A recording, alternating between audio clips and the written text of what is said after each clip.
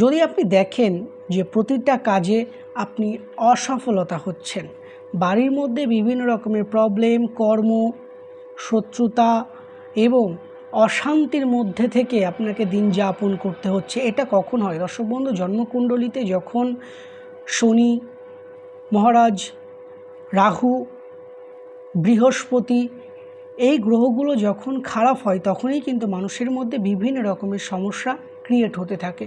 সমস্ত রকমের সমস্যা থেকে আজকে যে টোটকাটি বলবো, নবগ্রহ টোটকা আপনি করুন। সেটা হচ্ছে, একটা নারকোল নিন, যে নারকোলের মধ্যে জল থাকবে, একটা শুকনো নারকোল ছিলে নিয়ে একটা শালু কাপড়ের মধ্যে ভরুন। শালু কাপড়ের মধ্যে দিয়ে কোনো প্রতিষ্ঠিত মন্দিরে, যেখানে প্রতি শনিবার করে হোম হয়, 5টা শনিবার সেই শালু কাপড়ে মোড়া নারকোলটি আপনি সেই ব্রাহ্মণকে দিয়ে সেই মন্দিরে হোমের মধ্যে পুড়িয়ে দিন, যজ্ঞের মধ্যে পুড়িয়ে দিন। দেখবেন অশান্তি, বাধাবিঘ্ন কাটবে।